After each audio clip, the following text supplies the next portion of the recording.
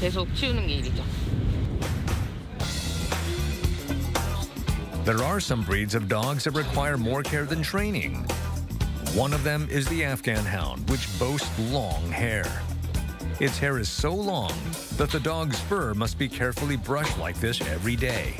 빗질을 주기적으로 안 해주면 엄청 엉켜가지고 이제 피부 트러블이 날 수도 있고 다음 빗질할 때도 엄청난 긴 시간이 소요될 수가 있어가지고. It takes 5 hours in total to brush the dog.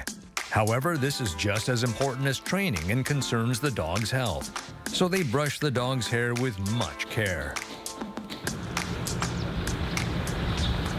A group of people came for a visit in the afternoon. 보호소에서 왔는데요. 사회화 좀 필요한 강아지가 있어가지고. Leon is a dog that refuses to socialize and stays huddled in a corner ever since it first came to the shelter last December.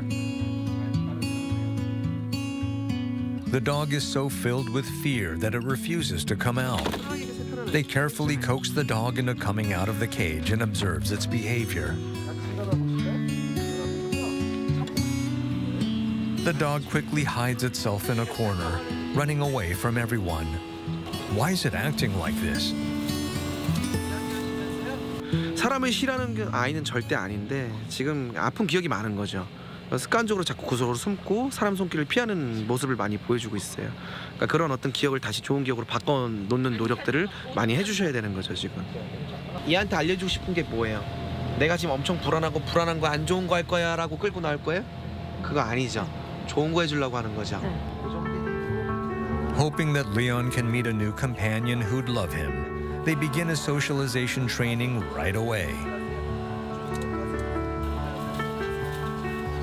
However, the dog refuses human touch and looks anxious. The pain it experienced before is probably the reason for it. Even when left alone, the dog looks unsettled. 얘 마음이 지금 현재 나 싫어 나 안 나올 거야 라고 한쪽에 숨어 있었어도 행동 습관을 만들다 보면 나중에 머리가 더 따라가요. The core of dog behavior training is repetition. For Leon, who refuses to walk, they maintain the lead at a certain length and force it to repeatedly walk at a regular speed. 옳지. 자, 라온이 가자. The dog gradually began to walk naturally. 이렇게 스스로 걷는 거는 처음 본 것 같아요. 절대 안 나오거든요. 사람 있을 때는. 밥도 사람 없을 때만 먹고. 근데 지금 이렇게 하는 게 저는 너무 놀랍고 대견하고 그래요. 자, 저 따라오세요. 자, 라온이 가자. 줄이 있죠? They decide to take Leon for a walk with other trainers.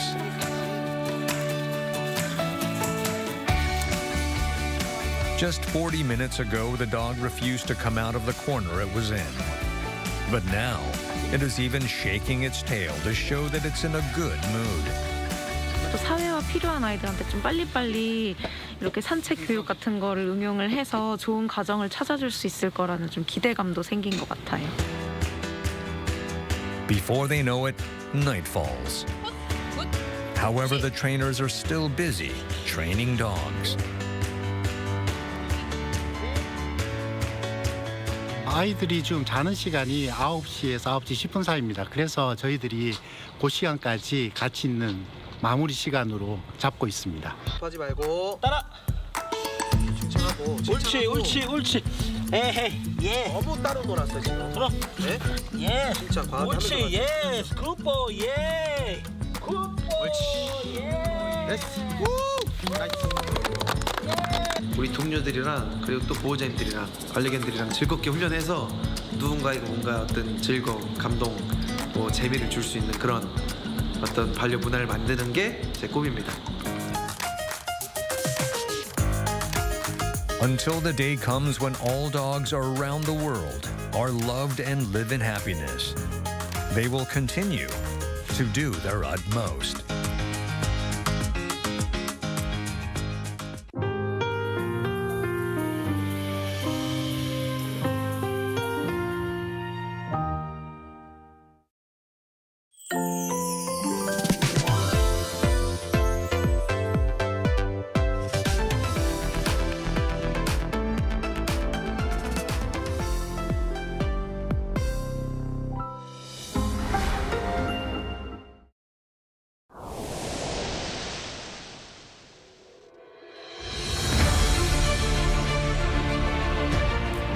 나 아쿠아맨, 바다를 사랑하는 사나이. 바다는 내 영혼의 고향이자 안식처. 그런데 점점 바다가 심상치 않다. 아쿠아맨이 나서야겠다. 바다를 다시 바다답게 돌려놓자. 진정한 오션 마스터가 되는 그날까지.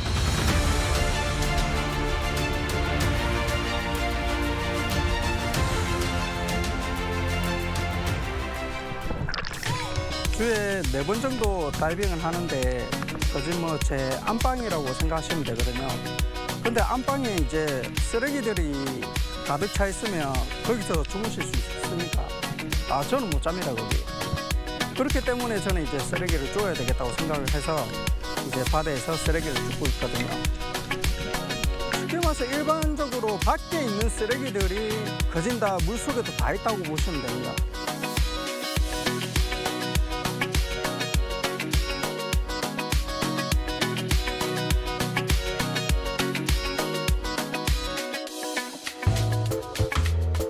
그러니까 예전보다 바다 환경이나 쓰레기가 너무 많다 보니까 사람들 인식 자체가 이제 쓰레기를 같이 주워오는 경우들이 많거든요. 그래서 예전보다는 훨씬 사람들이 인식이 많이 바뀐 것 같아요.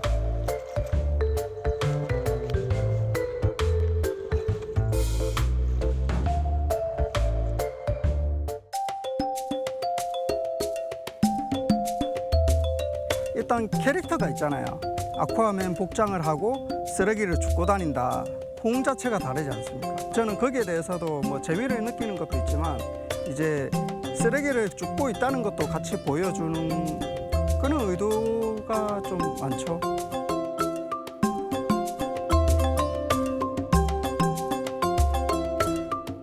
그런 활동을 한다는 거를 이제 조금 이제 사람들한테 이제 알렸으면 좋을 것 같아요. 알리면서 이래 하는데 같이 하지 않을래 이런 식으로 권유도 하고 그렇게 다이빙을 하면 괜찮을 것 같아요. 나는 바다를 온몸으로 사랑하는 그리너이다.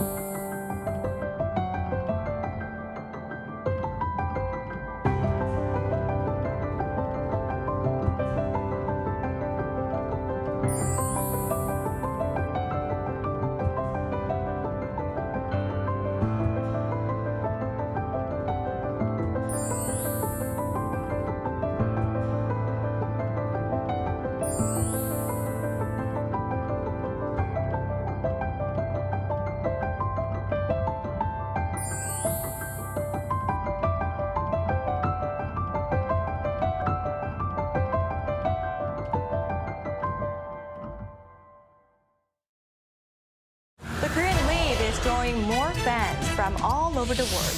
Local consumer prices continue to hover at the 2% since rate in April. Turning to robots to allow the visually impaired the chance to better indulge in cultural experiences. Like the number of hybrid cars are registered in South Korea has surpassed 2 million using this locally developed Yuri rocket.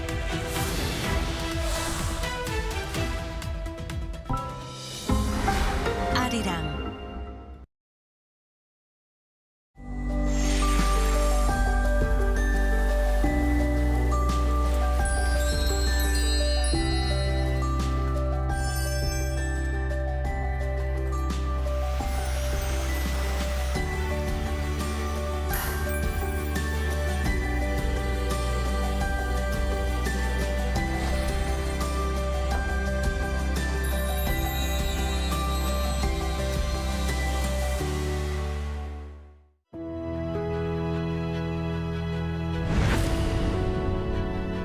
The moment we wear it, our spirits lift. It helps us grow strong in body and in mind. As we wear it, we learn patience and respect. The belt system motivates students to strive harder and continue growing. This uniform shapes movement into grace and turns performance into something thrilling. Now, embraced around the world, Taekwondo shares our culture, philosophy, and values with pride and spirit. Though it may seem simple, this uniform holds your passion and your journey. It belongs to Taekwondo. Wear the extraordinary. Be with Taekwondo.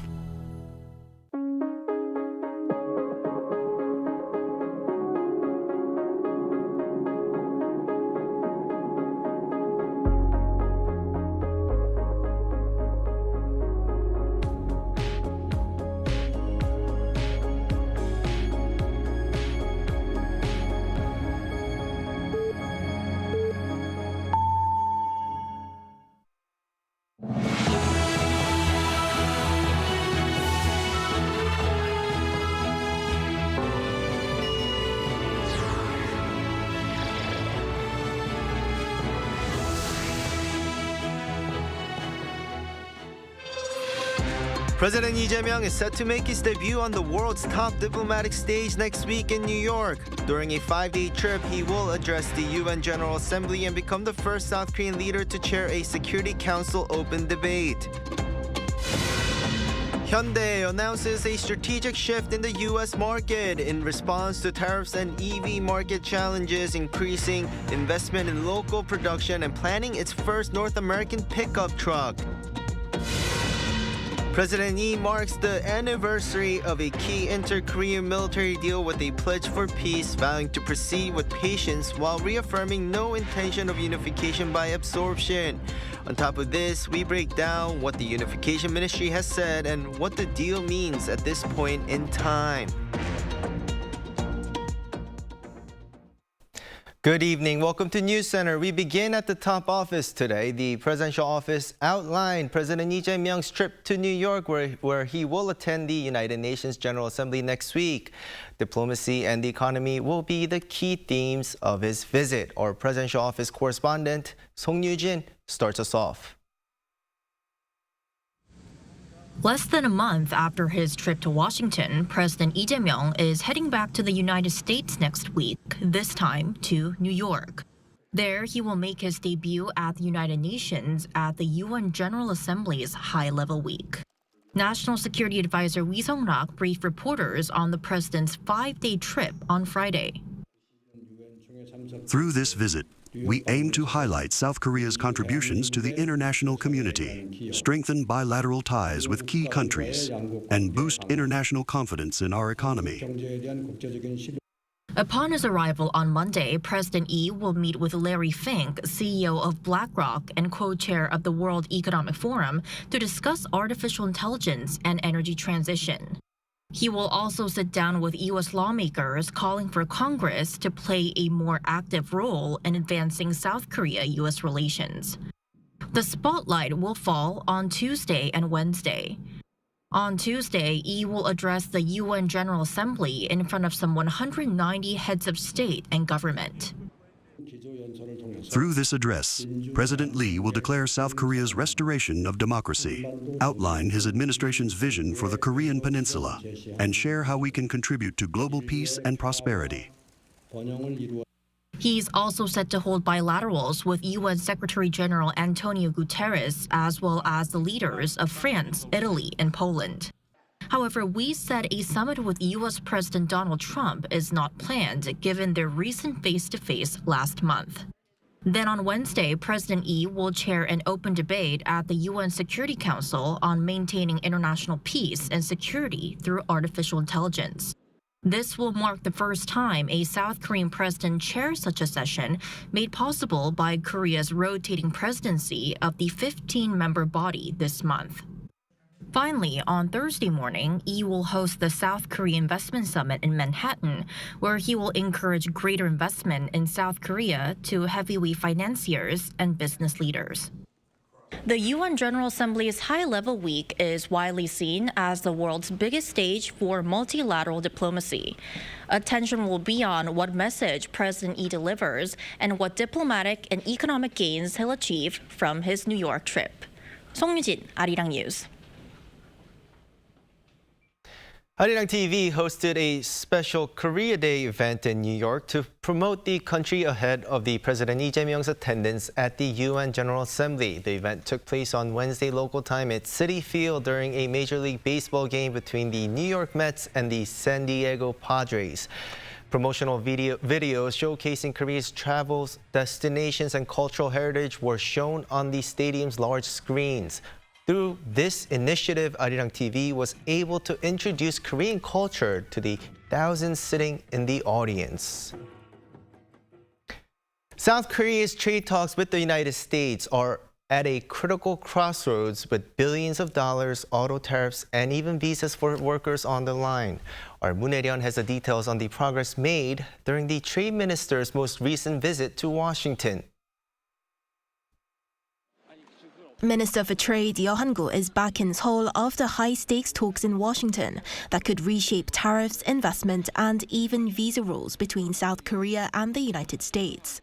Speaking to reporters at Incheon Airport on Friday, he said that the main objective of the trip was to highlight key differences between Korea and Japan in terms of U.S. negotiations.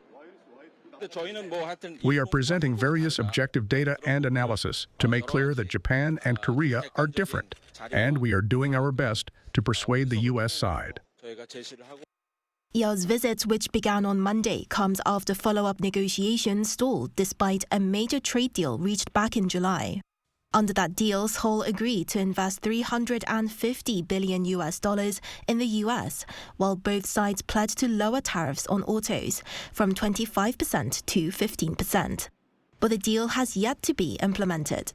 Just last week, U.S. Commerce Secretary Lutnick warned that Korea must accept the agreement or pay tariffs, signaling Washington's growing impatience. Japan, which sealed its deal earlier, committed to a larger $550 billion investment and signed a memorandum that heavily favored the U.S. in profit sharing. In exchange, Japan's auto tariffs were lowered to 15% and implemented earlier this week. Yeo emphasized the urgency of finding a quick solution. We fully recognize the seriousness of the situation, and we are making every effort to resolve the issue as quickly as possible. Beyond trade, Yeo pressed the U.S. to resolve a visa dispute after immigration authorities detained Korean workers at a Hyundai LG battery plant in Georgia. He wrapped up his remarks by reaffirming Seoul's stance that national interest remains the government's top priority. Moon Hae-ryun, Arirang News. Hyundai Motor Company has voiced hopes for a prompt deal between Seoul and Washington to lower U.S. tariffs on Korean-made automobiles and their parts to 15% from the current 25%. Our correspondent Moon Ji-young has details. Hyundai Motor Company President Jose Munoz says he hopes South Korea and the United States can quickly reach a follow-up trade agreement to lower U.S. tariff on Korean-made vehicles. He made the remarks at the 2025 CEO Investor Day in New York on Thursday local time, where he unveiled the company's mid to long-term strategy.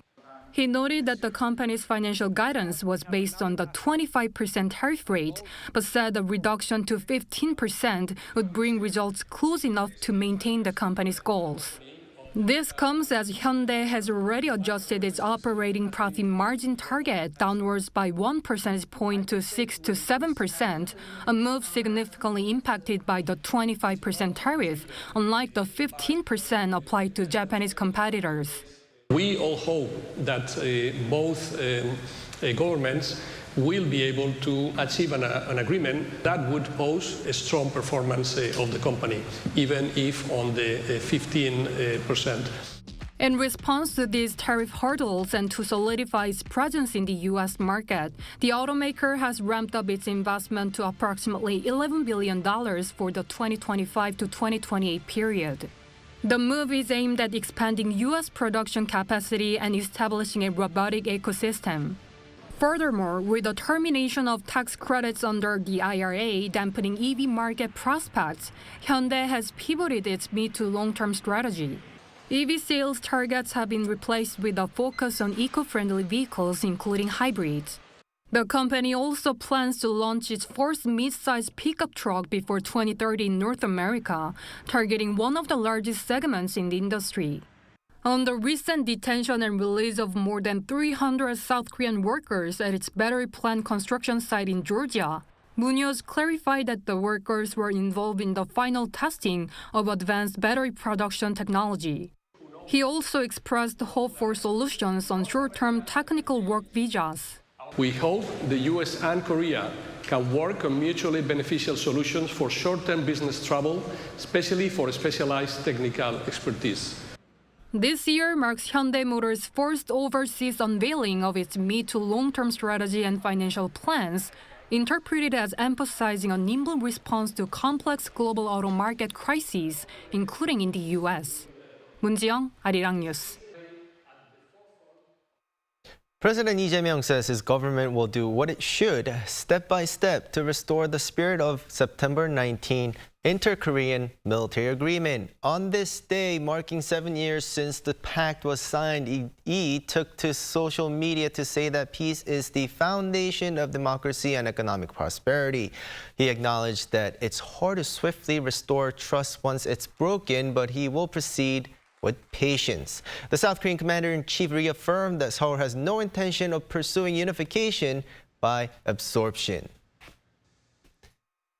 Now, Unification Minister Chung Dong-young said on Friday that the Inter-Korean Military Agreement should be proactively restored before the end of this year and that discussions are currently underway. The remarks were made at a forum that took place at Camp Greaves in Paju, just 2 kilometers from the demilitarized zone, saying the former Yoon Suk-yeol administration created an ambiance of hostility and confrontation through an increased number of ROK-U.S. joint exercises. The minister said Seoul now needs to become a peace pace-setter for U.S.-North Korea dialogue to come soon. On the same day, National Security Advisor Wi Sung-rak stated that the government will work to reduce tensions and build trust between the two Koreas, even if it is not specifically related to the agreement, as long as it does not compromise national security.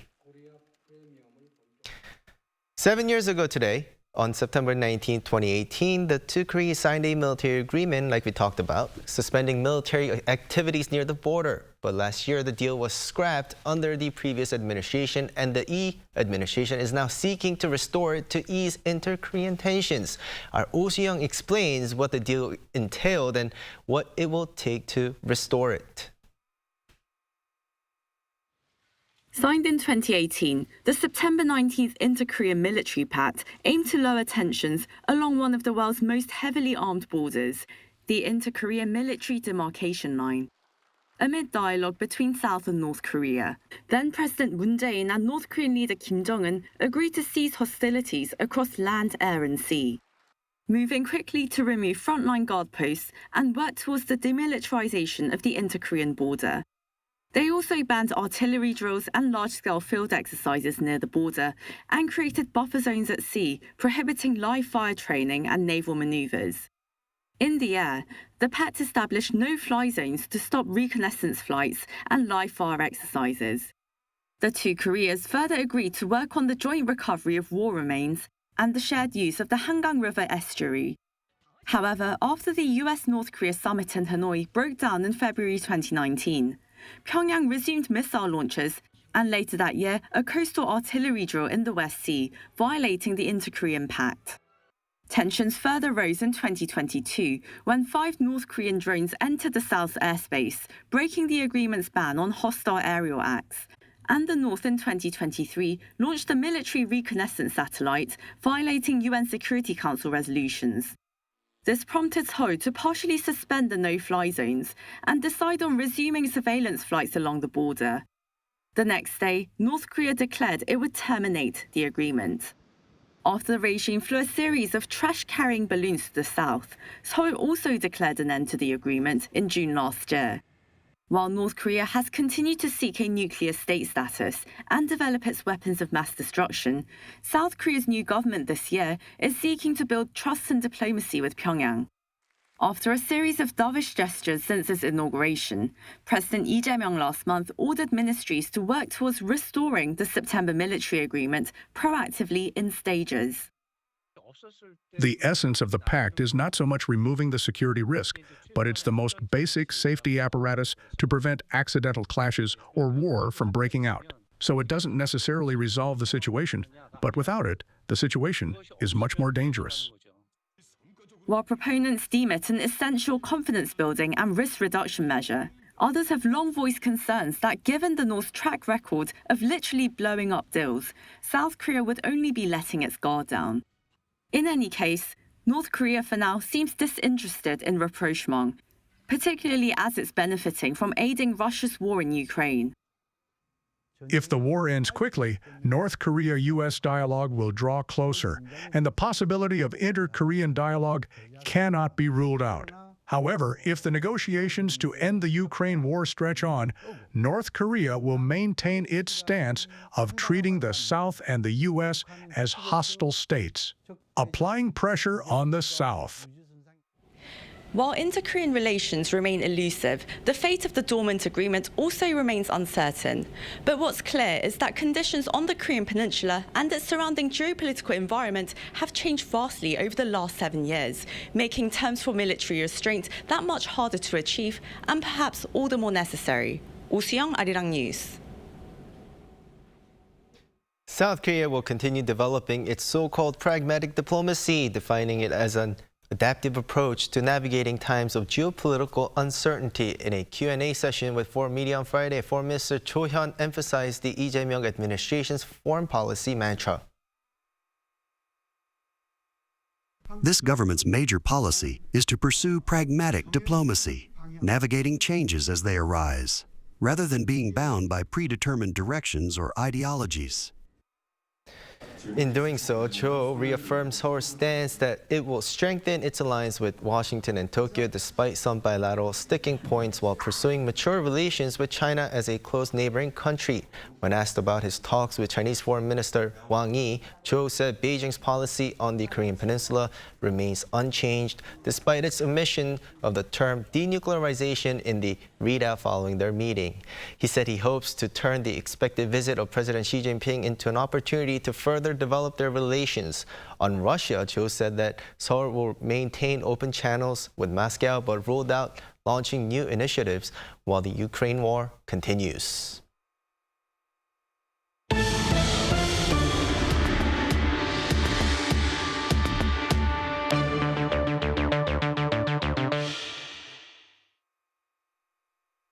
Global e-commerce giant Amazon, in collaboration with South Korean cosmetics manufacturer Kolmar Holdings, held a 2025 Amazon K-Beauty event in Seoul to connect and expand their global customer base. Our business correspondent Park Jun-an was there. With the theme K-Beauty Glowing Up the World, South Korea's key players in the cosmetics industry gathered in Seoul alongside officials from Amazon Global Selling. The event highlighted the success of Korean beauty products and the company's long-term vision using Amazon's global commerce platform. K-Beauty is no longer just about effectiveness and price. It is now positioning itself as a complete experience for global consumers. Our goal is very clear. We want to introduce more K-Beauty brands to customers worldwide and highlight the unique competitive edge K-Beauty brings to the global market. Korean cosmetics exports have seen a dramatic surge over the past 12 years. From 2012 to 2024, South Korea's cosmetics exports surged by over 850%, showing a strong annual year-on-year growth trend. Vice Chairman Yoon Sang-yeon of Kolmar Holdings, a leading cosmetics manufacturer in South Korea, said companies must create blockbuster products that deliver strong sales and symbolize success. To achieve success, I would like to emphasize that one must relentlessly improve their products and continuously evolve by incorporating customer feedback. You must build the product's competitiveness based on understanding consumers' needs.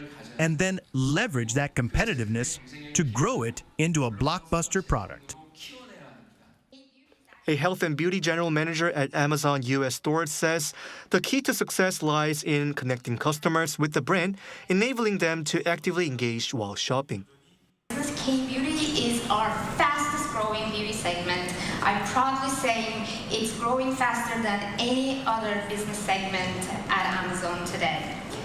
The growth is not only because we have fantastic brands, your brands, but it's because also we have incredible customer engagement. The CEO and founder of APR Corporation, which developed the globally successful Medicube Booster Pro, define irreversible experience and fierce competition as the solutions for success. Meeting customers' needs is customer success. That mindset drove us to improve our products, which customers clearly appreciate. Leveraging Amazon's global e-commerce capabilities and South Korea's expertise in beauty product development, the Korean cosmetics industry is poised for boundless growth, giving it an even stronger competitive edge. Park Jun-an, Arirang News. Long before K-pop, there was Korean traditional music, Kugak. South Korea's first ever Kugak Expo is now underway in Yeongdong-gun County in the very center of South Korea. Our Park Hyo-bin takes us there. Under the cool autumn breeze, Korea's lively rhythms fill the air. Performers play traditional Korean instruments such as 꽹과리 and 장구 to the beat of 풍물, lifting the spirit of the crowd. The World Traditional Music and Arts Expo has opened in Yeongdong-gun County, Chungcheongbuk-do Province, known as the home of Korea's traditional music. It's also known as the Yeongdong World Kugak Expo, with Kugak meaning traditional Korean music. There are 33 of us here today for the Expo. It's bigger than I expected, and even at the entrance, we were saying how well it's set up. We'll look around some more. I've always loved traditional Korean music. I really loved it. The atmosphere was so lively, and I'll definitely come back if they hold it again. It isn't only Korean music that draws attention. A variety of sights, dances, and stage acts paired with traditional sounds captivate visitors. One of them is Bonanori, similar to a plate-spinning show that's part of the UNESCO-listed Intangible Cultural Heritage, Namsadangnori. The basic step known as ipchum, which underlies every movement in Korean dance, highlights the beauty of traditional performance. Alongside these traditional acts, there's also fusion kugak that combines Korean heritage with modern music, with more than 200 performances and busking sessions in total. The expo isn't just about Korean sounds. Musicians from 30 countries, including China, Russia, and the Czech Republic, are sharing their instruments and performances, creating a true cross-cultural stage. The organizing committee says it hopes this exchange will broaden appreciation for world traditions and help Kugak reach a wider global audience. The Expo is not only Korea's first, but also the first of its kind worldwide. Here, you can experience the past, present, and future of Korean traditional music and enjoy outstanding dance and music from 30 invited countries, all in one place. The expo shows that tradition, when shared, can become a language the whole world understands. The Yeongdong World Kugak Expo runs until October 11th, bringing Korea and the world together through music. Park Hyo-bin, Arirang News.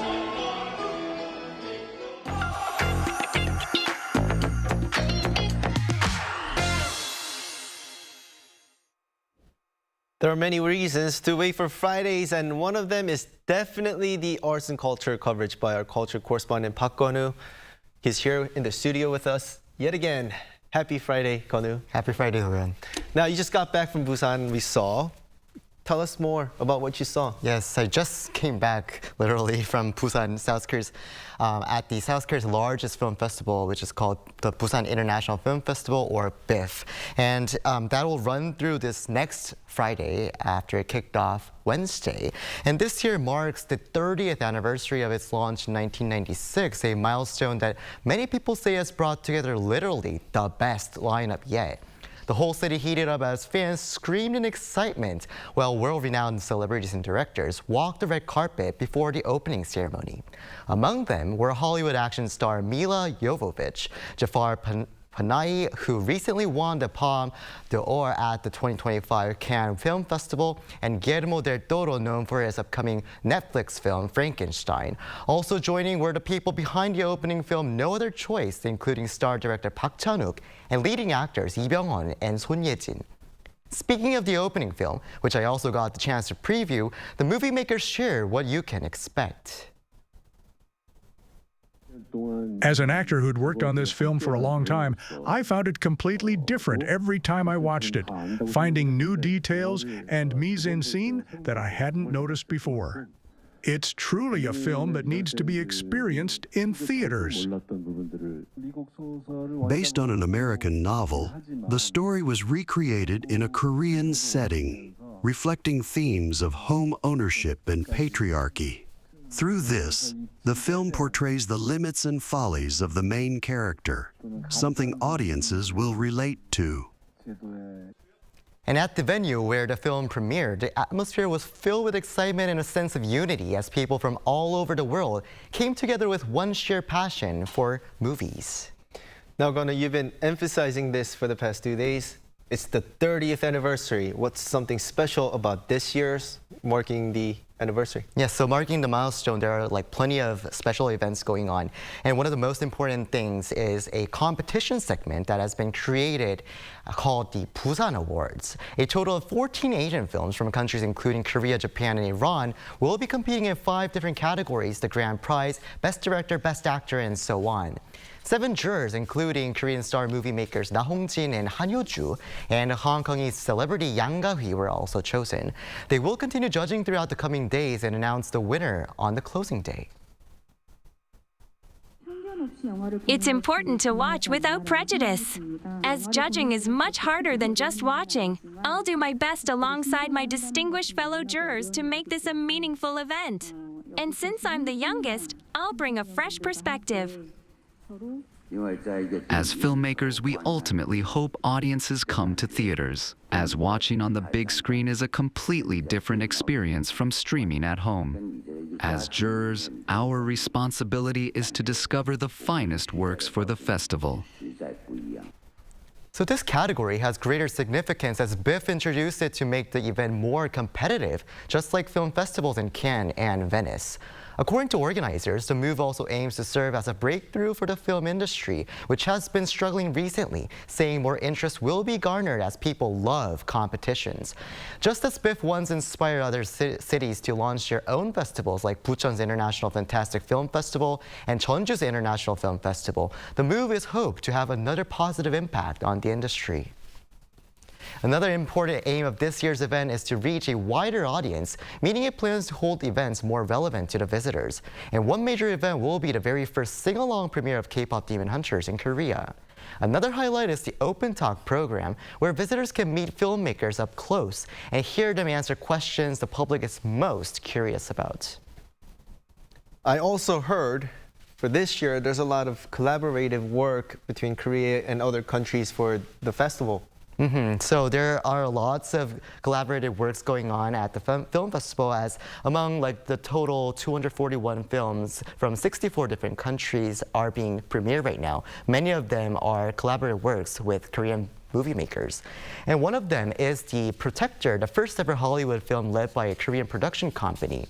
Premiering in Busan for the first time ever, the filmmakers shared their excitement about being part of such a groundbreaking project. We're just scratching the surface of how Korean and American Hollywood productions can be made together, really work together to kind of condense the script and really get to the core, the essence of it that could really affect people on a worldwide level. In the past few years, Korean content has become very big outside of Korea. Being able to create this story, it's an honest piece of work, and that translates to any culture. Another buzzworthy project is Hana Korea, which depicts a North Korean defector's life through a Northern European director's perspective. The scenario was assisted by Sharon Choi, director Bong Joon-ho's translator during his Oscar win, and performed by Korean actors to deliver authenticity. Likewise, the Japanese hit Gokuho that surpassed 10 million viewers in Japan, the first case a Korean director has achieved such a record. And the remake of The Wedding Banquet by a Korean-American director featuring renowned Korean actor Yoon Yo-jung also premieres throughout the festival. All right, Kono, I'm so excited about these feature films. Thank you for the wrap-up this week again. All right, thank you.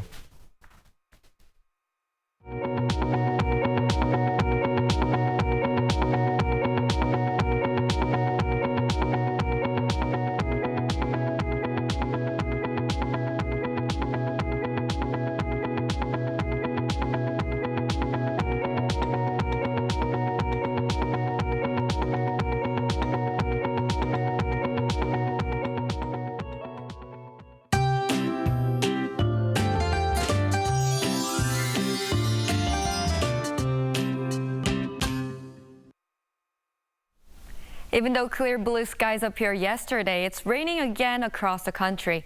The expected amount of rain is more than 80 millimeters in Daejeon, Sejong, Chungcheongnam-do Province and Jeollabuk-do Province, and 10 to 60 millimeters in other areas. In particular, strong and heavy rain of 30 to 50 millimeters per hour will fall in Chungcheongnam-do Province and the western parts of Jeollabuk-do Province. With rain falling, the temperatures turn to autumn-like readings. Today's daytime temperature in Seoul only rose to 21 degrees Celsius and will rise to 24 degrees tomorrow, lower than the average temperature for this time of year. Tomorrow morning will start cool at 18 degrees in Seoul, 16 degrees in Chuncheon. Daily highs will go up to 26 degrees in Daejeon, Gwangju, and Gyeongju, 27 degrees in Daegu. Rain is forecast all over the country again next Wednesday. That's all for Korea. Here are the weather conditions around the world.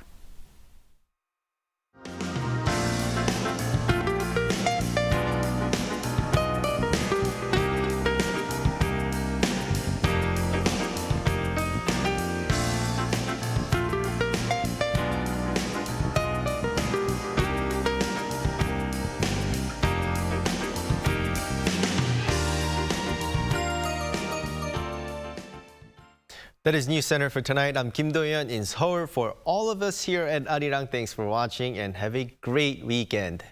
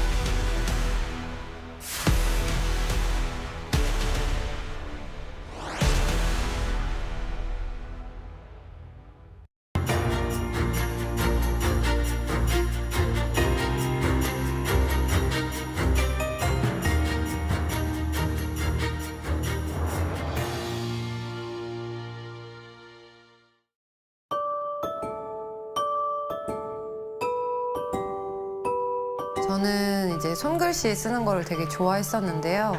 처음에는 이제 취미로 시작을 했고 이제 하다 보니까 글씨를 쓰는 행위 자체가 정서적으로 돌봄을 시켜주더라고요. 제가 많이 힘든 시기에 글씨를 쓰기 시작했었거든요. 돌이켜보면 힘든 시기를 글씨로 극복했었던 것 같아요. 이제 글이 갖는 힘이 있어요.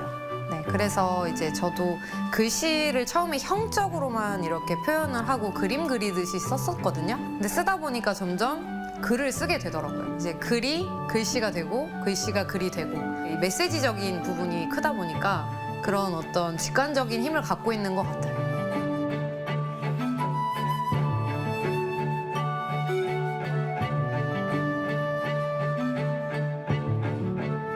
이렇게 글씨를 쓰는 행위 자체가 되게 아름답다고 느꼈거든요. 그래서 이걸 쓰는 순간을 한번 예술로 만들어 보면 좋겠다 해서 제가 글씨를 원래는 이렇게 책상 위에서 썼다면 어떤 벽면에 세우듯이 마치 춤을 추듯이 그렇게 이제 글씨를 퍼포먼스 공연으로 한번 해볼까 해서 이렇게 시작하게 된 것 같아요.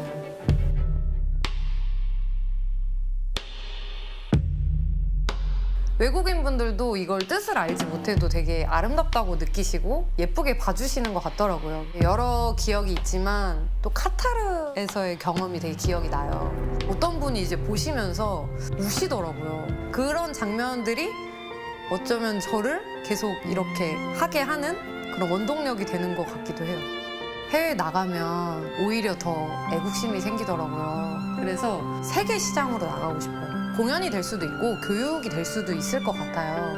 이런 한글을 쓰는 행위 자체가 지금은 사실 손글씨도 잘 안 쓰는 시대지만 오히려 이런 시대일수록 되게 더 가치 있는 일이 될 것 같다고 이제 제가 믿거든요. 그리고 제가 그런 역할을 할 수 있으면 되게 좋을 것 같아요.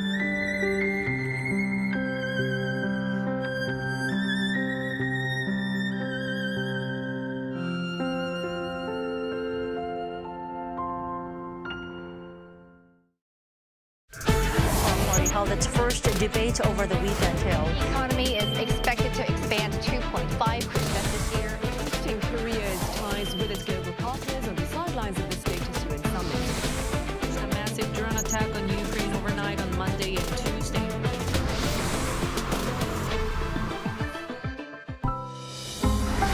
Arirang.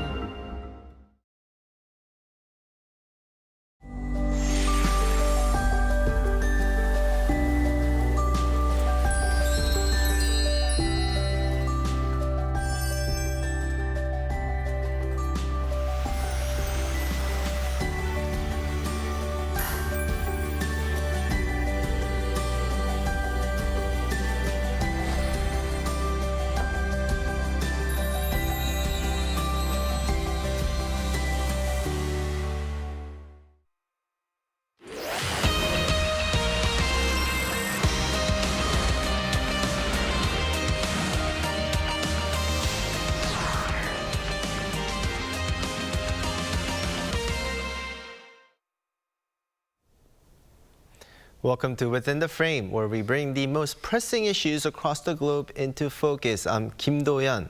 South Korea's top diplomat Cho Hyun has just concluded a high-stakes visit to Beijing for his first face-to-face meeting with Chinese Foreign Minister Wang Yi. The talks come at a critical juncture aimed at stabilizing bilateral ties and securing President Xi Jinping's attendance at the upcoming APEC summit in South Korea. With Seoul now preparing to host both the leaders of the U.S. and potentially China, the nation finds itself at the center of a complex diplomatic chessboard. Meanwhile, the outcome of these engagements will have direct consequences for security on the Korean Peninsula and South Korea's strategy amid the ongoing greater power rivalry. Now, to break this all down for us, we are joined by Professor Min Jung-un, a professor at the Korea National Diplomatic Academy. Welcome. Good evening. And we also have on my left Professor Richie, Professor of International Politics at Hankuk University of Foreign Studies. Welcome. Thanks for having me.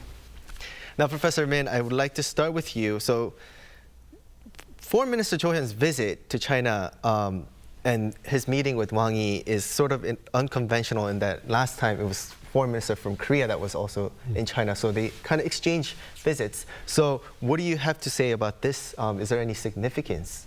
Basically, it's kind of the surprising visit for South Korea diplomatically. But anyway, as you know, South Korea is the host country for the upcoming APEC summit in Gyeongju next month.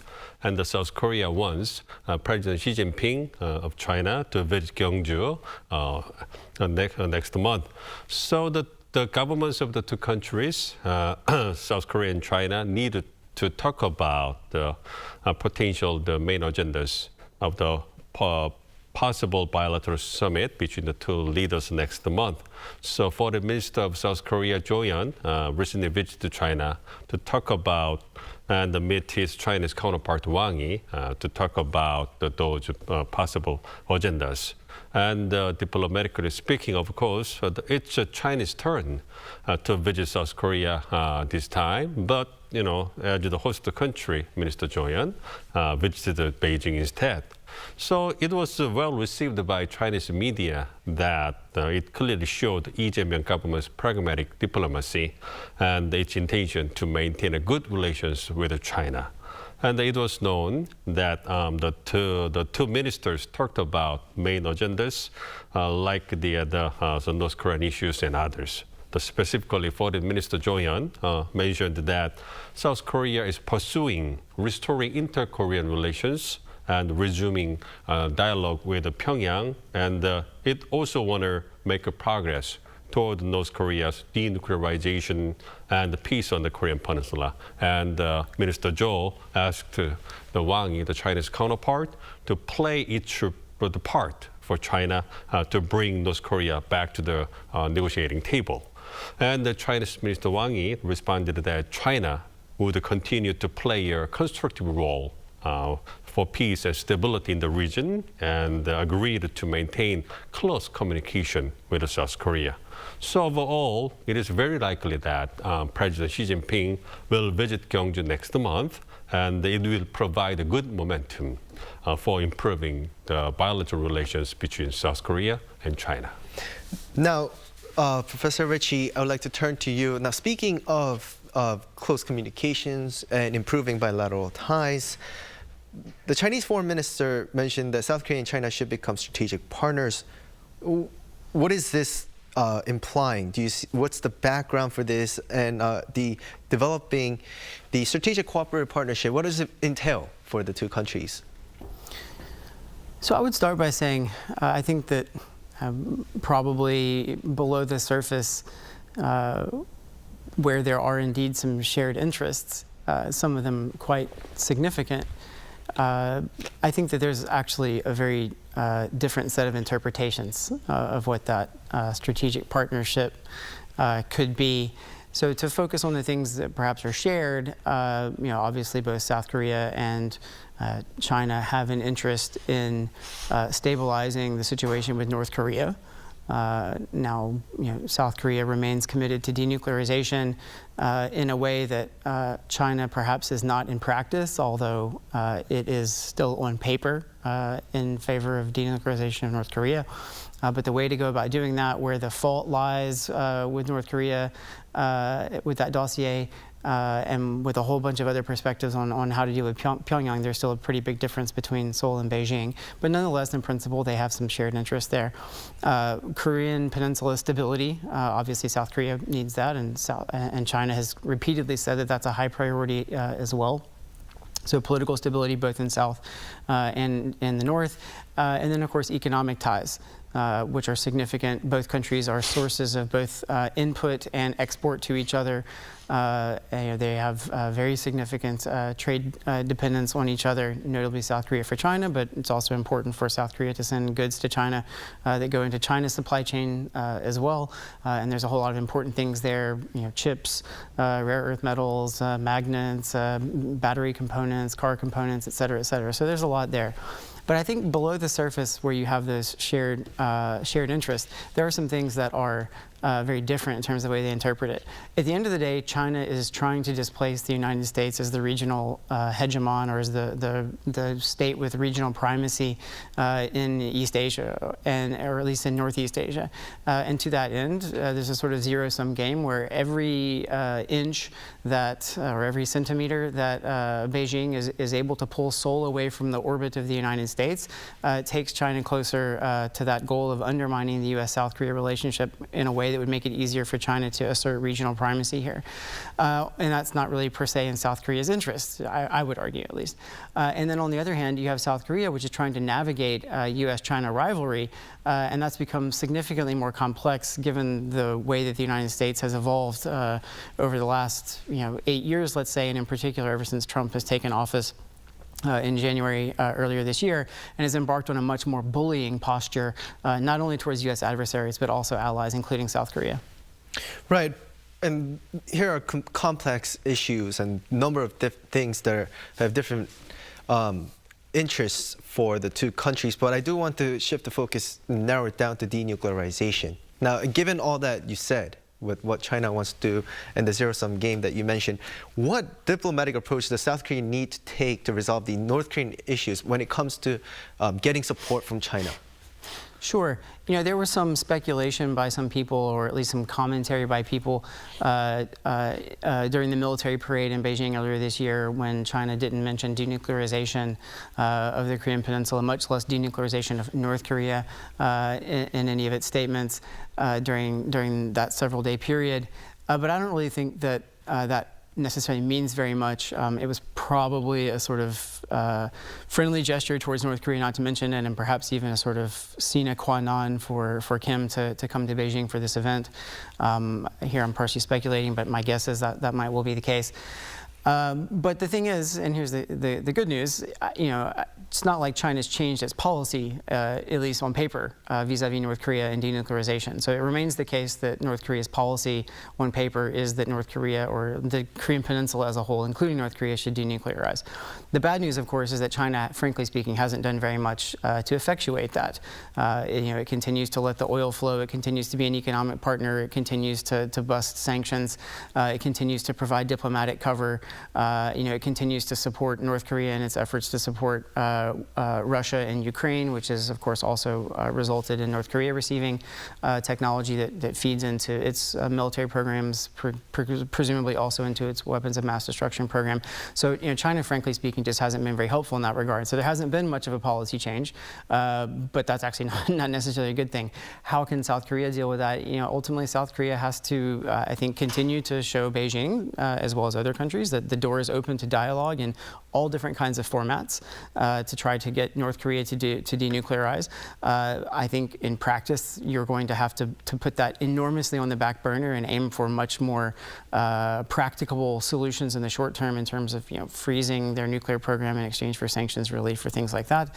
But at the end of the day, South Korea is only going to be able to have any real forward progress on diplomacy with respect to North Korea's nuclear program if it's coming at this from a position of strength. And so it's going to have to continue to build up a very strong deterrence posture vis-a-vis Pyongyang. And Beijing will get the message and realize that an increasingly militarized South Korea isn't good for China either. Right, and speaking of increasingly militarized Korea isn't good for China, Professor Min, I would like to turn to you about this. We talked about how China is kind of watching the ROK-US alliance and was expected that they were going to complain about the increased forces and the situation. But it seems like for this visit, at least, it wasn't mentioned. And what do you think that, when there's a silence, there's also, that could also be a message, right? Yes, but I think that China should be uncomfortable about the modernization of the ROK-US alliance, which includes the expanding role of the USFK into the Indo-Pacific. And China can perceive it as a way that the U.S. would track the military rise of China in the region. And I also think that the issue is also very sensitive to South Korea because South Korea needed to reinforce the alliance with the U.S. as well as maintain a good relationship with China. It means that South Korea needed to have a favorable relationship with both the U.S. and China. So the fact that China did not raise the issues this time shows its intention that it want to successfully go through the bilateral summit with South Korea next month. Of course, personally, I think there is still a possibility that China can ask for South Korea to be neutral or maintain an equal distance between the two world powers, U.S. and China, if it want to hold the summit with China next month. But so far, it's not likely that China would push South Korea hard for the issue around the summit this time. It means that China also want to maintain a favorable relationship with South Korea. As you know, as the South Korea and Japan are getting closer to the United States, China feels much more uncomfortable about it. So it wanted the two important regional allies, South Korea and Japan, and mostly South Korea, to be away from the U.S. side and just get back to the Chinese side as much as possible. But anyway, China wanted to maintain a good relationship and revitalize the relation with South Korea this time. So it is expected that the two leaders, South Korea and China, will mainly talk about relatively less contentious issues like North Korea, trade, traditional trade, and human exchanges during the summit next month. And they don't want to talk about the sensitive issues like the alliance modernization and expanding role of the USFK and possibly the expanded role of the South Korean military beyond the Korean Peninsula or something like that. So it suggests that the bilateral summit next month will provide the opportunity that the South Korea and China would revitalize the bilateral relationships. Right, and Professor Ritchie, I think I was going to ask you a similar question, Professor Min, as already mentioned. The summit between South Korea and China next week at APEC seems highly likely at this point. As Professor Min was saying, what are some opportunities that South Korea can take for this in terms of the relationship with China?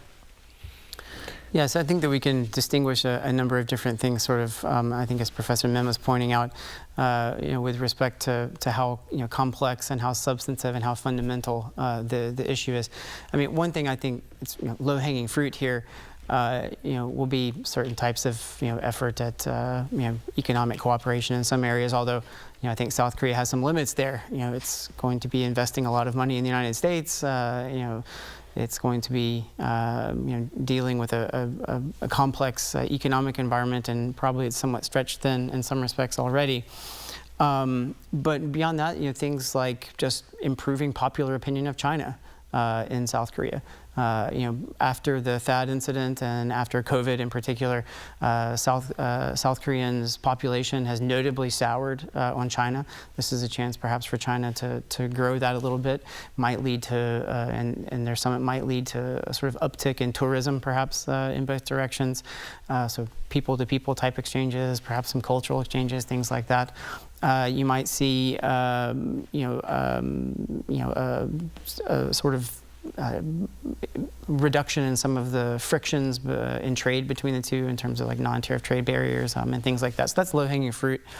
I think the sort of middle ground is probably what both Lee and Xi are looking for, and that's what the South Korean government refers to as managing the relations stably, which means we shouldn't expect anything groundbreaking. As Professor Min pointed out, I don't think that we would in any way expect something, commentary about the alliance modernization or strategic flexibility of the U.S. ROC alliance. I mean, something like that, that's clearly going to be out of bounds. And I think the task for Lee and Xi is to sort of, set the stage for future improvements, if you will, sort of, take the relationship off of the sort of dead-end track that it's been on recently and put it on a track where progress can be made. But make no mistake, behind the sort of low-hanging fruit and the sort of positivity of rebuilding this pragmatic relationship, you have some real challenges here. And Professor Min talked about some of them, but I'll just bring up one more that is something that South Korea is going to have to watch out for, and that is the provisional maritime zone. where we see China beginning to build up structures and seemingly engage in some of the same types of salami slicing tactics that we've seen it do in the South China Sea, which have led to some extremely contentious relations with the Philippines. There's something similar, I think, that we're beginning to see take place in the Yellow Sea in between China and Korea. And so at some point, you're not going to be able to get by with low-hanging fruit and the rhetoric of a stable relationship. You're going to have to start dealing with things that are complicated.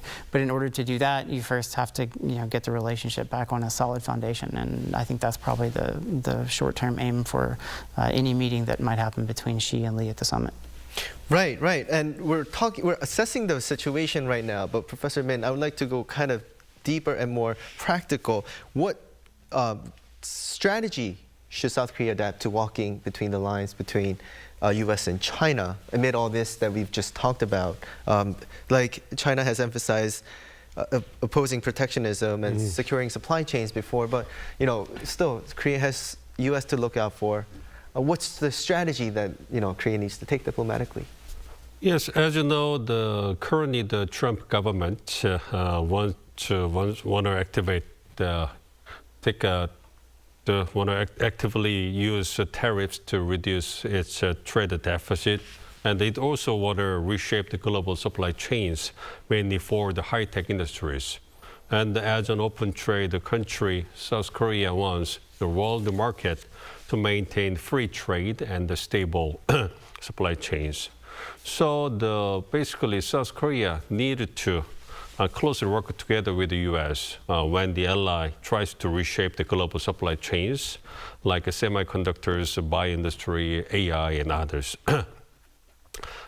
Because those high-tech industries or advanced technologies consist of the engine of South Korea's future economic growth, and therefore it needed to maintain and enhance its competitiveness by closely working together with other front runners in the fields like U.S., Japan, and Europe.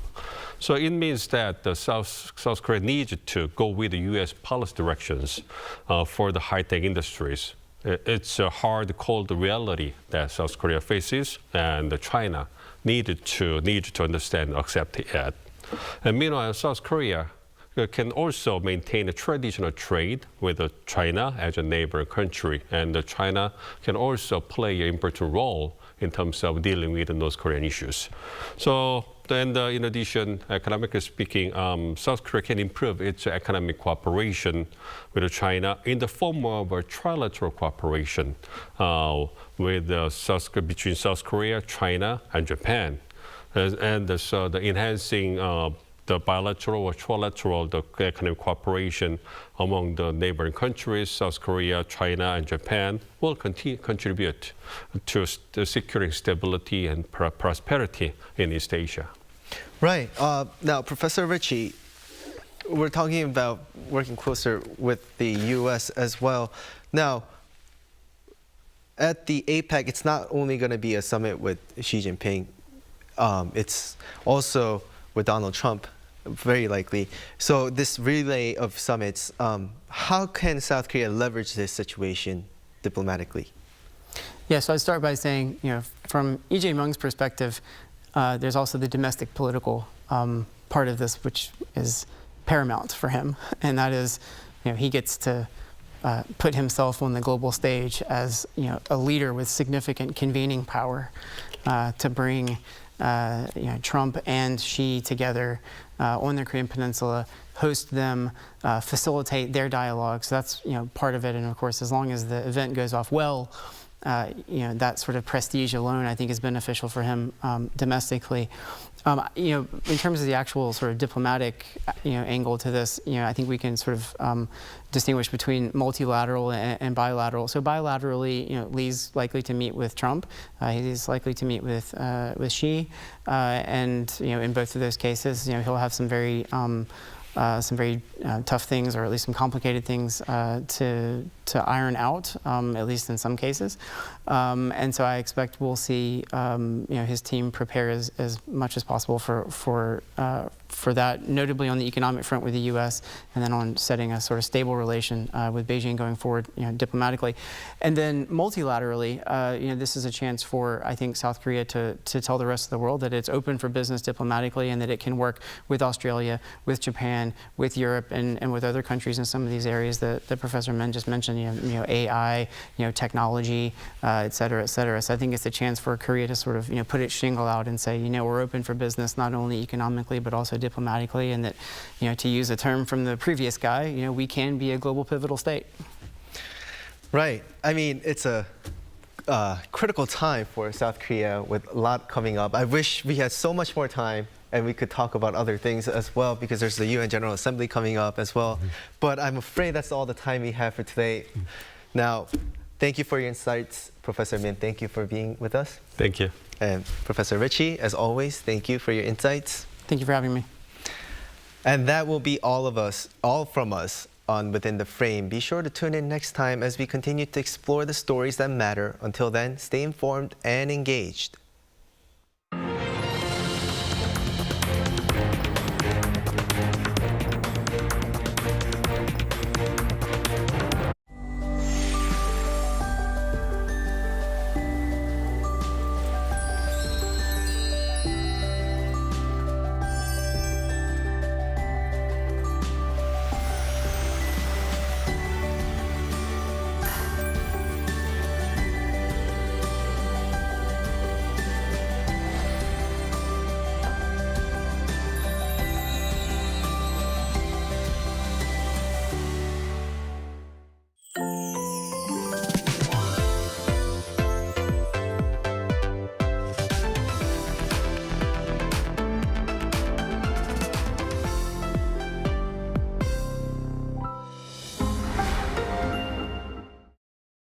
How to survive in Korea. Barbecue restaurants. Step 1. Taking care of your clothes. Put your jacket in the plastic bag. Seal it tight.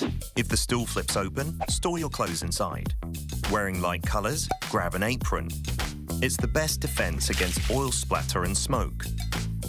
Step 2. Bottomless side dishes. Basic side dishes at a barbecue restaurant. Eat, and eat as much as you want. Side dishes come with free refills. Oh, and if you don't see this sign, just ask, 사장님, 여기 밑반찬 좀 더 주세요. Simple, isn't it? Step 3. Grilling meat. There are various kinds of samgyeopsal in Korea. Place the meat on the grill. Turn it over when golden. And again when it looks done. Again and again and again. Step 4. Sam style. You aren't taking bites of sam like